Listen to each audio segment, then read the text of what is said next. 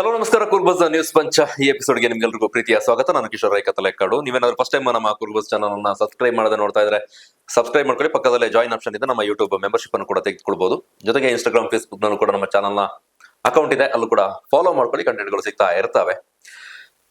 ಈ ಎಪಿಸೋಡ್ ನಲ್ಲಿ ನಾವು SIR ಬಗ್ಗೆ ಮಾತಾಡ್ಲಿಕ್ಕೆ ಇದ್ದೇವೆ. ನಾವು ಮತದಾರರ ಪರಿಷ್ಕರಣೆ ಆದಂತಹ ಸಂದರ್ಭದಲ್ಲಿ, ಶುರುವಾದಂತಹ ಸಂದರ್ಭದಲ್ಲಿ ಉತ್ತರ ಭಾರತದ ರಾಜ್ಯಗಳ ಬಗ್ಗೆ ಮಾತಾಡ್ತಾ ಇದ್ವಿ. ಪಶ್ಚಿಮ ಬಂಗಾಳದಲ್ಲಿ ಅದಷ್ಟು ಲಕ್ಷ ಮತದಾರ ಹೋಯ್ತು, ಹೆಸರುಗಳು ಕ್ಯಾನ್ಸಲ್ ಆದವು, ಇತ್ಯಾದಿ ಇತ್ಯಾದಿ ಎಲ್ಲ ನಾವು ಮಾತಾಡ್ತಾ ಇದ್ವಿ.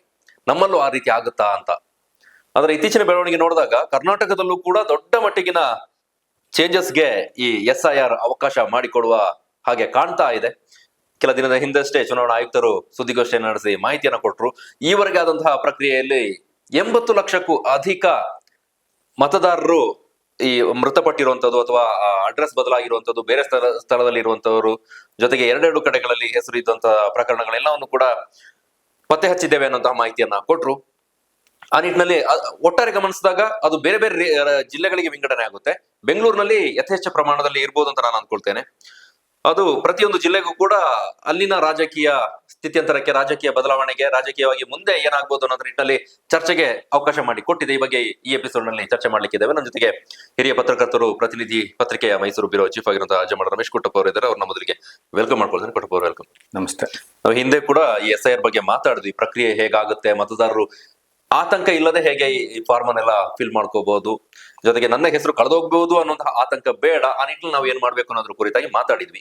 ಅದಾದ ಒಂದು ವಾರದ ನಂತರದಲ್ಲಿ ಚುನಾವಣಾ ಆಯುಕ್ತರು ಸುದ್ದಿಗೋಷ್ಠಿಯನ್ನು ನಡೆಸಿ ಮಾಹಿತಿಯನ್ನ ಕೊಟ್ಟಿರೋದು ಕರ್ನಾಟಕದಲ್ಲಿ ಆದಂತಹ ಬೆಳವಣಿಗೆ ಬಗ್ಗೆ. 80 lakhs ಪ್ಲಸ್ ಮತದಾರರು ಈ ಅವಕಾಶ ಕಳ್ಕೊಳ್ಳೋದು ಅಂತಲ್ಲ, ಮೃತಪಟ್ಟಿರೋದು ಅಥವಾ ದಾಖಲೆಗಳು ಬೇರೆ ಬೇರೆ ಕಡೆ ಇರುವಂತದ್ದು, 2-3 ಮತದಾರರ ಪಟ್ಟಿಯಲ್ಲಿ ಮತದಾರರ ಹೆಸರನ್ನ ಹೊಂದಿರುವಂತದ್ದು, ಈ ರೀತಿಯಾದ ವಿಚಾರಗಳನ್ನೆಲ್ಲ ಹೇಳಿದ್ದಾರೆ. ನಾವು ಉತ್ತರ ಭಾರತದ ಬಗ್ಗೆ ಮಾತಾಡ್ತಿದ್ವಿ, ಪಶ್ಚಿಮ ಬಂಗಾಳದ ಬಗ್ಗೆ ಮಾತಾಡ್ತಾ ಇದ್ವಿ, ಬೇರೆ ರಾಜ್ಯಗಳ ಬಗ್ಗೆ ಮಾತಾಡ್ತಾ ಇದ್ವಿ. ಈಗ ನಮ್ಮ ರಾಜ್ಯದ ಬಗ್ಗೆ ಮಾತಾಡೋಣ. ಇದೀಗ ಇನ್ನೂ 100% ಕಂಪ್ಲೀಟ್ ಆಗ್ಲಿಲ್ಲ. 100% ಆಗುವಷ್ಟು ಹೊತ್ತಿಗೆ ಮತ್ತಷ್ಟು ಹೆಸರುಗಳು ಸೇರ್ಪಡೆ ಆಗುವಂತ ಸಾಧ್ಯತೆ ಇದೆ. ಹೌದು, ಈಗ ನಾವು ಹೇಳಿದಾಗನೇ ಪಶ್ಚಿಮ ಬಂಗಾಳದಲ್ಲಿ 90,000ಕ್ಕೂ ಹೆಚ್ಚು ಮತದಾರರ ಹೆಸರುಗಳು, ಮತದಾರ ಪಟ್ಟಿಯಲ್ಲಿದ್ದ ಹೆಸರುಗಳು ಡಿಲೀಟ್ ಆಯಿತು. ಬಹುಶಃ ಆವಾಗ ಬಹುತೇಕ ಜನ ಹೇಗೆ ತಿಳ್ಕೊಂಡ್ರೆ ಬಾಂಗ್ಲಾದೇಶದವರು ಇದ್ರು, ಅನಧಿಕೃತವಾಗಿ ವಾಸದ ಗಡಿಗಾಣ ಇಲ್ಲದೆ ಇದ್ದವರು ಹಾಗೆ ಹೋಗಿತ್ತು. ಮತ್ತೆ ಮಮತಾ ಬ್ಯಾನರ್ಜಿ ಸರ್ಕಾರದ ಪತನಕ್ಕೆ SIR ಕಾರಣ, ದೊಡ್ಡ ಪ್ರಮಾಣದ ಮತದಾರರನ್ನ ಇದು ಮಾಡಿದ್ದಾರೆ ಅಂತ ಹೇಳುವಂಥದ್ದು ಇತ್ತು. ಕರ್ನಾಟಕದಲ್ಲೂ ಸಹ ಈ ಪ್ರಕ್ರಿಯೆಯನ್ನ ಕೈಗೆತ್ತಿಕೊಂಡ ಸಂದರ್ಭದಲ್ಲಿ 24 ವರ್ಷದ ನಂತರ ಮತದಾರರ ಪಟ್ಟಿ ಪರಿಷ್ಕರಣೆ ಪ್ರಕ್ರಿಯೆ ಕೈಗೆತ್ತಿಕೊಂಡಾಗ ಆಡಳಿತಾರೂಢ ಕಾಂಗ್ರೆಸ್ ಹೆಚ್ಚು ಎಚ್ಚೆತ್ತುಕೊಂಡಿದೆ. ಹಾಗಾಗಿ ದೊಡ್ಡ ಪ್ರಮಾಣದ ಮತದಾರರ ಹೆಸರುಗಳು ಇದರಲ್ಲಿ ಪಟ್ಟಿಯಲ್ಲಿ ಡಿಲೀಟ್ ಆಗ್ಲಿಕ್ಕಿಲ್ಲ. ಕಾಂಗ್ರೆಸ್ ಪಕ್ಷ ಹೆಚ್ಚು ಮುನ್ನೆಚ್ಚರಿಕೆಯನ್ನು ವಹಿಸಿಕೊಂಡು ಮತದಾರನ ಉಳಿಸಿಕೊಳ್ಳುವ ರೀತಿಯಲ್ಲಿ ಪ್ರಯತ್ನ ಪಡ್ತಿದೆ ಅಂತ ಕಾರಣಕ್ಕಾಗಿ ದೊಡ್ಡ ಪ್ರಮಾಣದ ಆಗ್ಲಿಕ್ಕಿಲ್ಲ ಅಂತ ಹೇಳುವ ಭಾವನೆ ಇತ್ತು ಸಹಜವಾಗಿ. ಆದರೆ ಒಂದು ಬಹುತೇಕ ಪ್ರಕ್ರಿಯೆ ಪೂರ್ಣಗೊಳ್ಳುವ ಹಂತ ಕಾಲಘಟ್ಟ ಬಂದಾಗ ರಾಜ್ಯ ಚುನಾವಣಾಧಿಕಾರಿಯೇ ಹೇಳಿರುವ ಮಾಹಿತಿ ಪ್ರಕಾರ 83 ಲಕ್ಷದಷ್ಟು ಮತದಾರರು ಇವತ್ತು SIR ಫಾರ್ಮ್ ಅನ್ನ ಮರಳಿ ಕೊಟ್ಟಿಲ್ಲ ಅಂತ ಹೇಳಿದ್ದಾರೆ. ಅದರಲ್ಲಿ ಒಂದಿಷ್ಟು ಲಕ್ಷಗಳು ಈಗ ಆಗಸ್ಟ್ 2ರವರೆಗೆ ಅವಕಾಶ ಇರುವ ಕಾರಣಕ್ಕಾಗಿ ಒಂದಿಷ್ಟು ಲಕ್ಷಗಳು ಮತ್ತೆ ದಾಖಲಾತಿ ಕೊಟ್ಟು ಏನು ಗೊಂದಲಗಳಿದೆ ಅದು ನಿವಾರಣೆಯಾಗಿ ಸರಿಯಾಗಬಹುದು ಅಂತ ಹೇಳಿ. ಆದ್ರೆ ಒಂದು ದೊಡ್ಡ ಪ್ರಮಾಣದ ಮತದಾರರ ಹೆಸರುಗಳು ಮತದಾರರ ಪಟ್ಟಿಯಿಂದ ಡಿಲೀಟ್ ಆಗುತ್ತೆ. ಮತದಾರರು ಡಿಲೀಟ್ ಆಗುತ್ತೆ ಅಂತ ಹೇಳಕ್ಕಾಗಲ್ಲ, ಮತದಾರರ ಪಟ್ಟಿಯಲ್ಲಿರುವ ಹೆಸರುಗಳು ಡಿಲೀಟ್ ಆಗುವಂಥದ್ದು ನನ್ನ ಪ್ರಕಾರ 50 ಲಕ್ಷ ದಾಟಬಹುದು ಅಂತ ಅನಿಸ್ತದೆ. ಈಗಿನ ಲೆಕ್ಕ ನೋಡುವಾಗ ಇನ್ನು ದಿನ ಹೋದಾಗಿ ಹೆಚ್ಚು ಜನ ಏನೋ ಸೇರ್ಪಡಕ್ಕೆ ಸಾಧ್ಯ ಆಗೋಲ್ಲ. ಯಾಕಂದ್ರೆ ಪ್ರಕ್ರಿಯೆ ಪ್ರಾರಂಭವಾದಾಗ ಎಲ್ಲರೂ ಬಂದು ಮುಗಿಬಿದ್ದು ಮಾಡ್ಕೊಳ್ತಾರೆ. ಮತ್ತೆ ನಂತರ ಕ್ರಮೇಣ ಸಣ್ಣ ಪ್ರಮಾಣದಲ್ಲಷ್ಟೇ ಆಗುತ್ತೆ. ಸಹಜವಾಗಿ ನಾನು ನಿರೀಕ್ಷೆ ಮಾಡಿದ ಹಾಗೆಯೇ ಹಿಂದೆ ಕಾರ್ಯಕ್ರಮದಲ್ಲಿ ಹೇಳಿದ ರೀತಿಯಲ್ಲಿ ಬೆಂಗಳೂರಿನಲ್ಲಿ ದೊಡ್ಡ ಮಟ್ಟದ ಮತದಾರರು ಡಿಲೀಟ್ ಆಗೇ ಆಗುತ್ತೆ. ಯಾಕಂದ್ರೆ ರಾಜ್ಯದ ರಾಜಧಾನಿಯಲ್ಲಿ ಬೇರೆ ಬೇರೆ ಜಿಲ್ಲೆಗಳಿಂದ ಬಂದು ನೆಲೆಸಿರುವವರು ಡಬಲ್ ಮತಪಟ್ಟಿಯನ್ನ ಎಲ್ಲರೂ ಸೇರ್ಕೊಂಡಿದ್ದಾರೆ ಬಹುತೇಕ. ಹಾಗಾಗಿ ಬೆಂಗಳೂರಲ್ಲಿ 44%, 45%, 50ರ ಆಸುಪಾಸಿನಲ್ಲೇ ಮತದಾರಗಳು ಇರ್ತಾ ಇತ್ತು. ಅವಾಗ ನಾವು ಸಹಜವಾಗಿ ಹೇಳ್ತಾ ಇದ್ದಾಗ ಏನ್ ಮಾಡ್ತೀವಿ, ಬೆಂಗಳೂರು ಮತದಾರರಿಗೆ ಜವಾಬ್ದಾರಿಗಳಿಲ್ಲ, ವಿದ್ಯಾವಂತರಿಗೆ ಜವಾಬ್ದಾರಿ ಇಲ್ಲ, ಉದ್ಯೋಗದಲ್ಲಿರುವವರಿಗೆ ಜವಾಬ್ದಾರಿ ಇಲ್ಲ, ಒಂದು ದಿನ ರಜೆ ಸಿಕ್ತು ಅಂತ ಹೇಳಿ ಪ್ರವಾಸ ಹೋಗ್ತಾರೆ, ಮೋಜು ಮಸ್ತಿ ಮಾಡ್ತಾರೆ, ಮತದಾನದ ಮಹತ್ವ ಇಲ್ಲ, ಮತದಾನದ ಹಕ್ಕನ್ನ ಕಡ್ಡಾಯ ಮಾಡಬೇಕು, ಇದೆಲ್ಲ ಹೇಳ್ತೀವಿ. ನನಗೆ ಆಗನೇ ಅನಿಸ್ತಾ ಇದ್ದಿದೆ, ವಾಸ್ತವವಾಗಿ ಅದಲ್ಲ. ಅವರ ಮೂಲ ಜಿಲ್ಲೆಗಳಲ್ಲಿ ಅವರ ಮತದಾರ ಹೆಸರನ್ನ ಇಟ್ಕೊಳ್ತಾರೆ, ಬೆಂಗಳೂರಲ್ಲೂ ಇಟ್ಕೊಳ್ತಾರೆ. ಎರಡೂ ಕಡೆ ಇಟ್ಕೊಂಡು ಮತದಾನದ ಪ್ರಕ್ರಿಯೆ ಬಂದಾಗ ಅವರು ಊರುಗಳಿಗೆ ಆಯ್ಕೆ ಮಾಡ್ಕೊಳ್ತಾರೆ. ಶಾಸಕ ಸ್ಥಾನ ಬಂದಾಗ ಆಯ್ಕೆ ಮಾಡೋದು. ಆದ್ರೆ ಬೆಂಗಳೂರು ಮಹಾನಗರ ಬಂದಾಗ ಸಹಜವಾಗಿ ಬೆಂಗಳೂರು ಮಹಾನಗರ ಪಾಲಿಕೆಯಲ್ಲೂ ಓಟ್ ಹಾಕೋದು, ಡಬಲ್ ಎಂಟ್ರಿ ಆಗುತ್ತದೆ. ನಿಜವಾದ ಅಪರಾಧ. ಅವರು ಎರಡೂ ಮತದಾರನ ಹೆಸರನ್ನ ಪ್ರಕ್ರಿಯೆಯನ್ನ ಬಳಸ್ಕೊಂಡು ಮಾಡ್ತಿದೆ ಅಂತ ನನ್ನ ಊಹೆ ಇತ್ತು. ಅದು ಈಗ ನನ್ನ ಲೆಕ್ಕಾಚಾರ ಇತ್ತು. ಈಗ ಅದು ವಾಸ್ತವ ಅಂತ ಹೇಳುವ ರೀತಿಯಲ್ಲಿ ದೊಡ್ಡ ಪ್ರಮಾಣದ ಮತದಾರರು ಬೆಂಗಳೂರಿನಲ್ಲೇ ಅರ್ಧದಷ್ಟು ಈಗೇನು ರಾಜ್ಯದಲ್ಲಿ ಗುರುತಿಸಲ್ಪಟ್ಟಿದ್ದಾರೆ, SIR ಫಾರ್ಮ್ ಕೊಡದೇ ಇರುವವರು ಇದ್ದಾರೆ, ಅದರಲ್ಲಿ ದೊಡ್ಡ ಪ್ರಮಾಣದ ಬೆಂಗಳೂರಿನಲ್ಲೇ ಡಿಲೀಟ್ ಆಗುವಂತ ಪ್ರಕ್ರಿಯೆಗಳು ಕಂಡಾಗೆ ಕಾಣ್ತಾ ಇದೆ. ಅದರೊಂದಿಗೆ ಕೊಡಗಿನಲ್ಲೂ ಈಗ 60,000ದಷ್ಟು ಹೆಚ್ಚು ಮತದಾರರ ಹೆಸರುಗಳು ಇವತ್ತು ಮತದಾರರ ಪಟ್ಟಿಯಿಂದ ಡಿಲೀಟ್ ಆಗುವಂತಹ ಮಾಹಿತಿಗಳು ಈ ಸದ್ಯದ ಮಟ್ಟಿಗೆ ಜುಲೈ ಅಂತ್ಯದಲ್ಲಿ 60,000ದಷ್ಟು 64,000ದಷ್ಟು ಮತದಾರರು ಇವತ್ತು ಹೆಸರುಗಳು ಡಿಲೀಟ್ ಆಗುವಂತ ಪ್ರಕ್ರಿಯೆಯಲ್ಲಿ ಇದೆ. ಇದು ಸಹ ದೊಡ್ಡ ಪ್ರಮಾಣದ ಅಂತ ಅಂದ್ಕೊಳ್ತೀನಿ. ರಾಜಕೀಯವಾಗಿ ಸ್ಥಿತ್ಯಾಂತರಗಳಿಗೆ, ಬದಲಾವಣೆಗಳಿಗೆ, ಹಲವಾರು ಕಾರಣಗಳಿಗೆ ಇದು ಮಹತ್ವ ಆಗುತ್ತೆ. ಇದರಲ್ಲಿ ಪರಿಷ್ಕರಣೆ ಪ್ರಕ್ರಿಯೆಯನ್ನು ನನಗೆ ಅನಿಸುವಂಥದ್ದು, ಪರಿಷ್ಕರಣೆ ಪ್ರಕ್ರಿಯೆಯನ್ನು ಆಯಾ ಕಾಲಘಟ್ಟಗಳಿಗೆ ಮಾಡಬೇಕು, ಟೆಕ್ನಾಲಜಿಗಳನ್ನ ಬಳಸಬೇಕು. ಈಗ ಕೊಡಗಿನಲ್ಲೇ ಅಂಕಿಅಂಶದ ಈಗ ಸದ್ಯದ ಅಂಕಿಅಂಶವನ್ನು ತೆಗೆದುಕೊಂಡ್ರೆ 13,977 ಮತದಾರರು ಮೃತಪಟ್ಟಿದ್ದಾರೆ ಅಂತ ಹೇಳುವಂತ ಮಾಹಿತಿ ಇದೆ. ಅದು ಅಧಿಕೃತವಾಗಿ ಆಗಿದೆ. ಯಾಕಂದ್ರೆ ನೀವು ಹೋದಾಗ ಅವರು ಮರಣ ದೃಢೀಕರಣ ಪತ್ರವನ್ನ ಕೊಟ್ಟಿರುವಂತದ್ದು, ಮತ್ತೆ ಅವರು ಸಮೀಕ್ಷೆಗೆ ಹೋದಾಗ ಅಥವಾ ಮಾಹಿತಿ ಪಡೆದು ಹೋದಾಗ ಅಲ್ಲಿ ಅವರು ಮೃತಪಟ್ಟಿದ್ದಾರೆ ಅಂತ ಮಾಹಿತಿ ಕೊಟ್ಟು ಅದನ್ನ ಮಾಜರ್ ಮಾಡಿ ಅದನ್ನ ದೃಢೀಕರಣ ಮಾಡಿರುವಂತದ್ದು. ಅದು ದೊಡ್ಡ ಪ್ರಮಾಣದ ಮತದಾರರು ಇದ್ದಾಗೆ.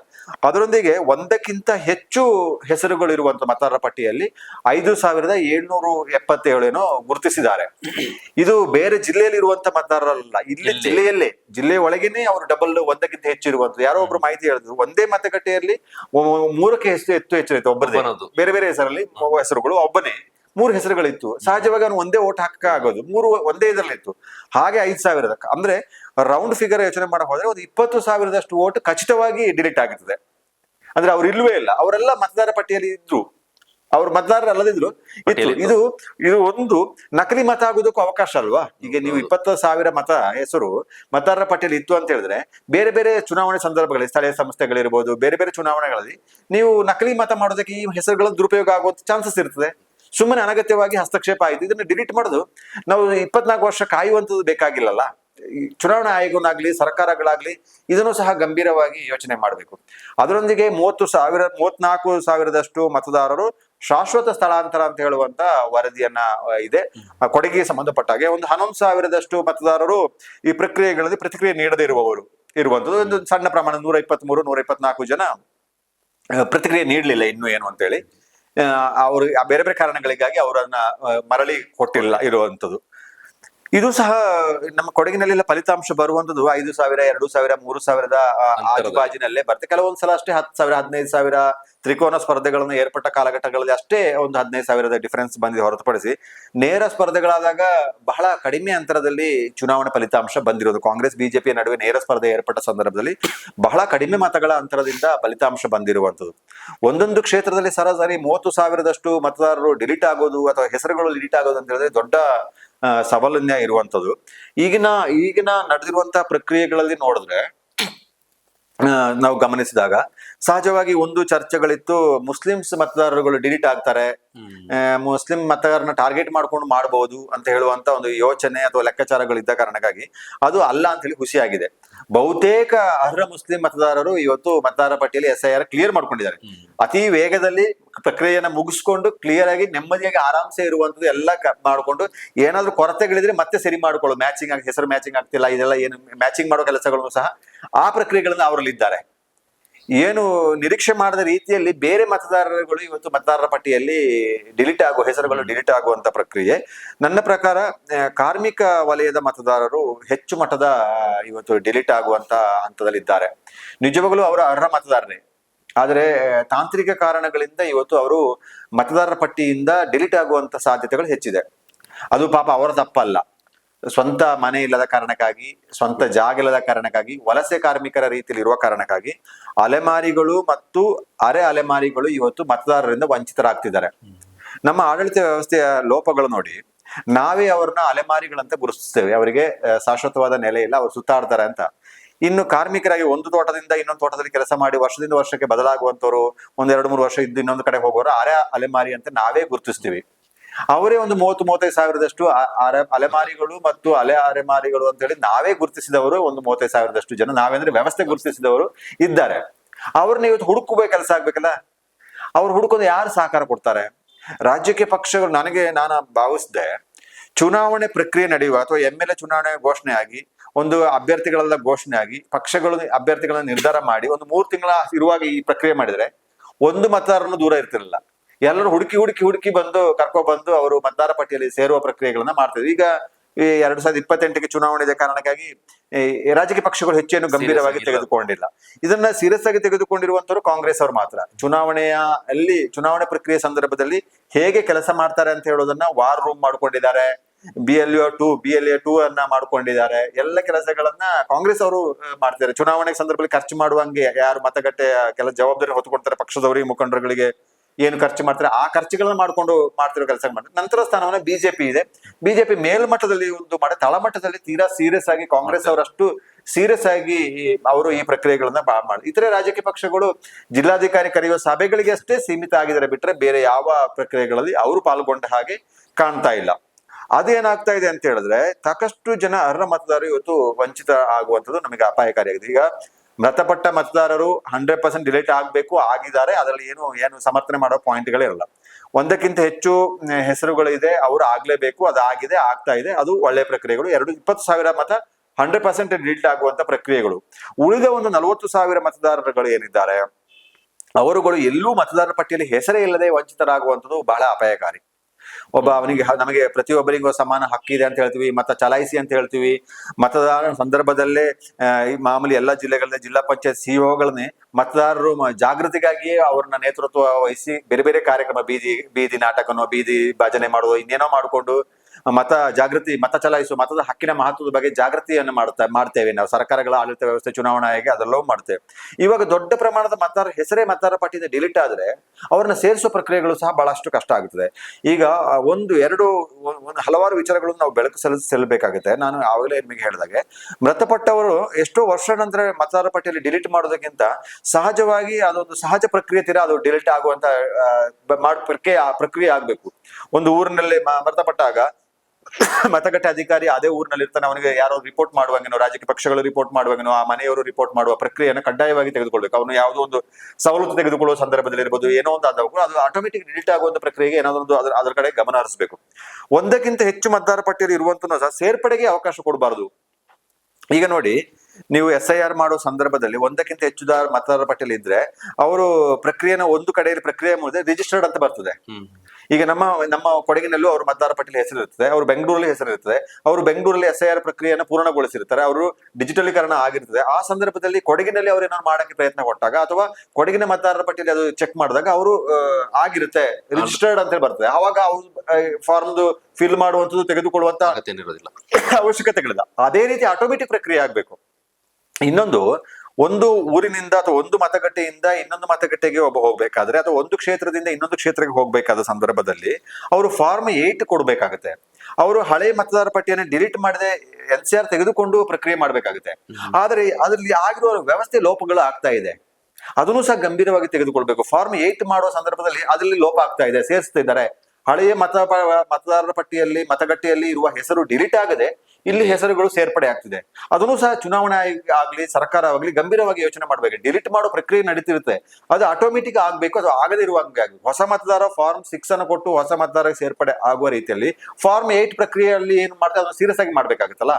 ಆ ಎರಡು ಪ್ರಕ್ರಿಯೆಯನ್ನು ಕ್ರಮಬದ್ಧವಾಗಿ ಮಾಡುವಂಥದ್ದು ಮಾಡಿದ್ರೆ ಈ ಪರಿಷ್ಕರಣೆ ಆಗುವವರೆಗೆ ಕಾಯುವಂಥದ್ದು, ಅನಗತ್ಯವಾಗಿ ಮತದಾರರು ಅಲ್ಲದವರು, ಸತ್ತವರು, ಡಬಲ್ ಎಂಟ್ರಿ ಇರುವುದು ಅಥವಾ ಒಂದಕ್ಕಿಂತ ಹೆಚ್ಚು ಎಂಟ್ರಿ ಅವರು ಮತದಾರ ಪಟ್ಟಿಯಲ್ಲಿ ಉಳ್ಕೊಳ್ಳುವಂಥದ್ದು, ಅವರು ಮತ ಚಲಾಯಿಸಿಲ್ಲ ಅಂತೇಳಿ ನಾವು ಯೋಚನೆ ಮಾಡುವಂತಹದ್ದು ಪ್ರಕ್ರಿಯೆಗಳು ತಪ್ಪುತ್ತೆ. ಅಥವಾ ಅವರ ಆಯ್ಕೆಗಳು ಇಲ್ಲಿ ಈಗ ಕೇವಲ ಬೆಂಗಳೂರು ಮಾತ್ರ ಅಂತಲ್ಲ, ಈಗ ಕೊಡಗಿನಲ್ಲೇ ತೆಗೆದುಕೊಂಡ್ರೆ ಮಡಿಕೇರಿ, ಕುಶಾಲನಗರ, ವಿರಾಜಪೇಟೆಯಲ್ಲಿ ಮತದಾರರ ಸಂಖ್ಯೆ ಕಡಿಮೆಯಾಗಿದೆ.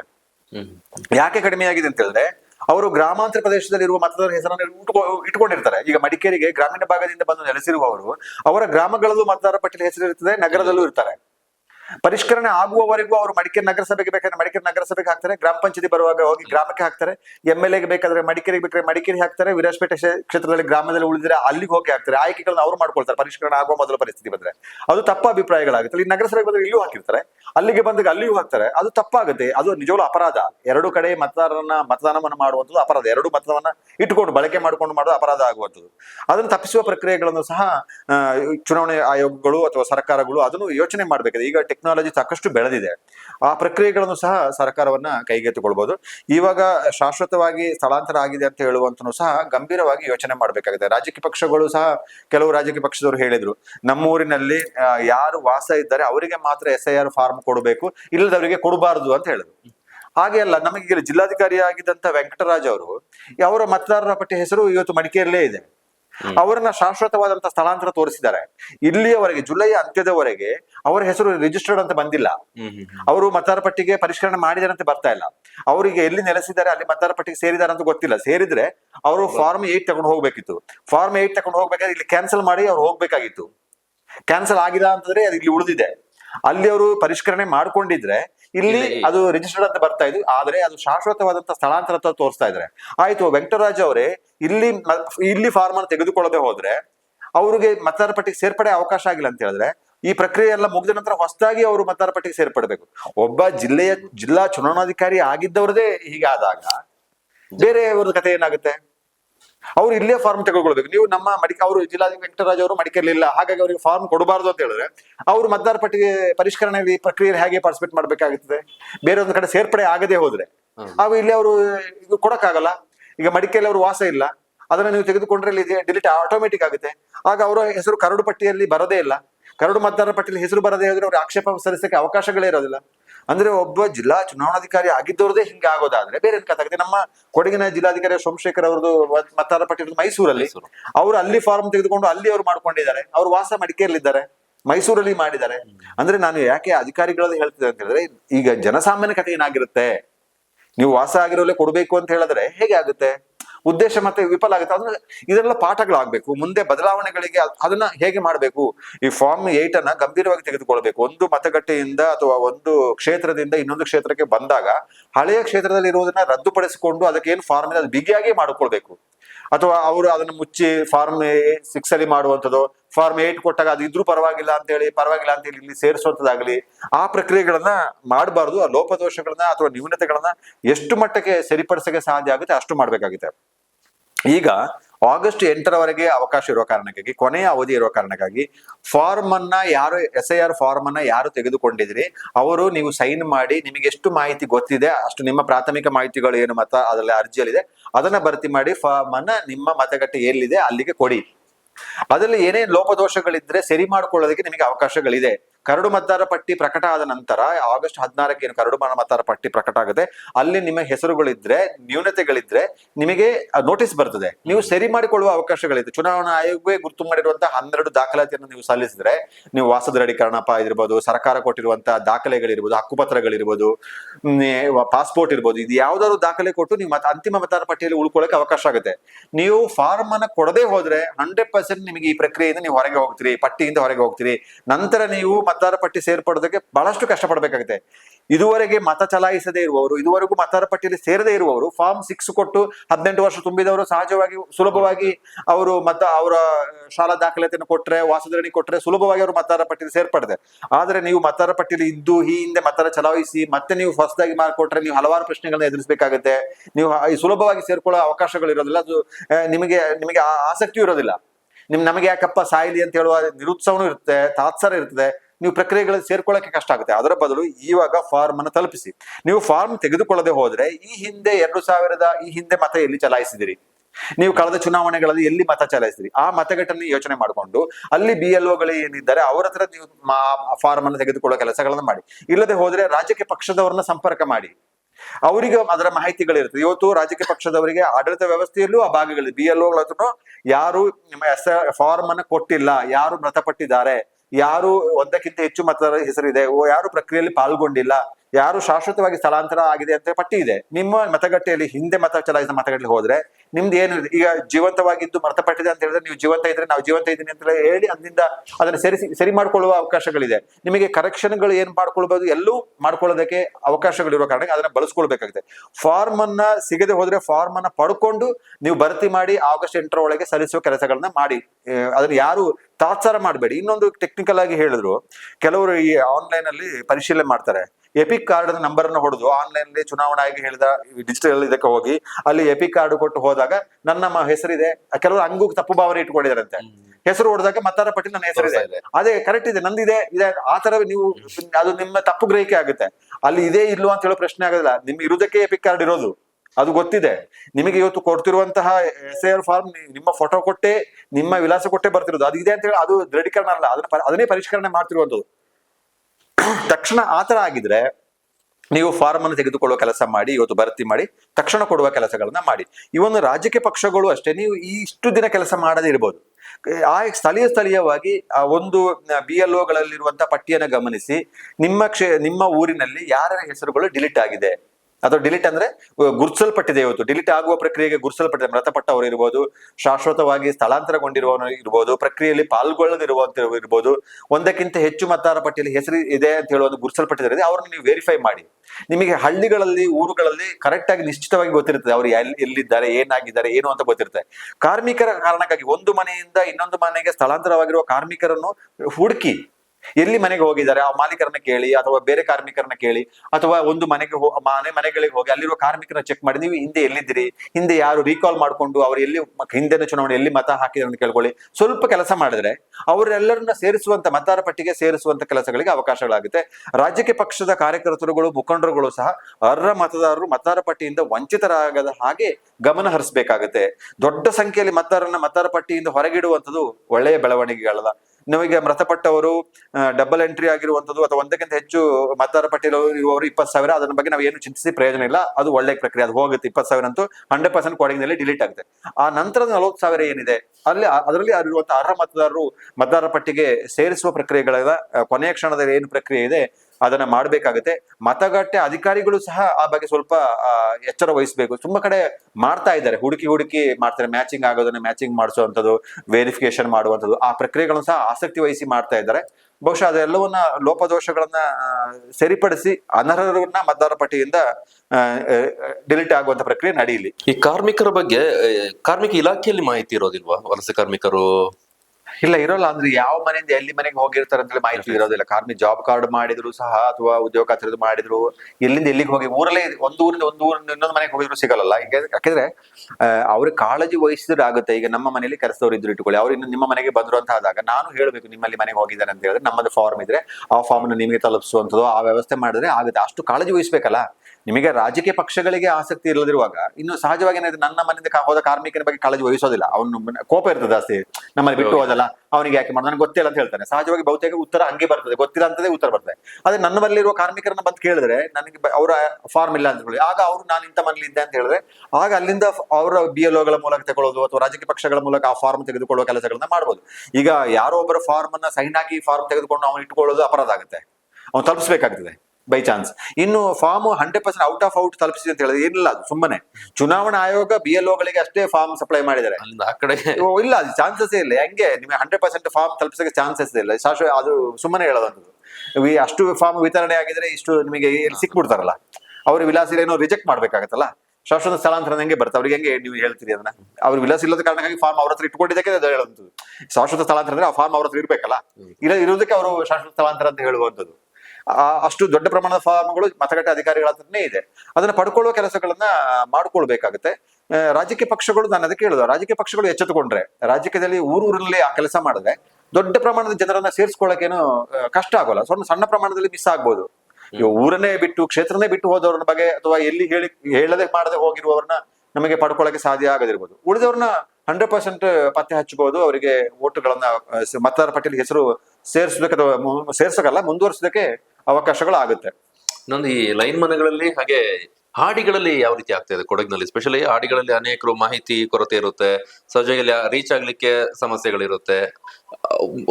ಜೊತೆಗೆ ಈ ಲೈನ್ ಮನೆಗಳಲ್ಲಿ ನೀವಾಗ್ಲೂ ಹೇಳಿದಾಗೆ ಕಾರ್ಮಿಕರು ಬೇರೆ ಕಡೆ ಹೋಗ್ತಾ ಇರ್ತಾರೆ, ಅಲ್ಲಿ ಮಾಲೀಕರು ಒಂದಷ್ಟು ಇಂಟ್ರೆಸ್ಟ್ ತೋರಿಸಿದ್ರೆ ಅಲ್ಲ, ಸ್ಥಳಾಂತರಗೊಂಡ ಕಾರ್ಮಿಕರಿಗೆ ನಿಮಗೆ ಸಮಸ್ಯೆ ಆಗುತ್ತೆ. ಈಗ ಹಾಡಿಯಲ್ಲಿ ಶಾಶ್ವತವಾಗಿ ಅಲ್ಲೇ ಇದ್ರೆ ಅವ್ರ ಹಾಡಿಯನ್ನ ಬದಲಾವಣೆ ಮಾಡದೆ ಹೋದ್ರೆ ಆವಾಗ ನಿಮಗೆ ಸಮಸ್ಯೆ ಆಗೋದಿಲ್ಲ.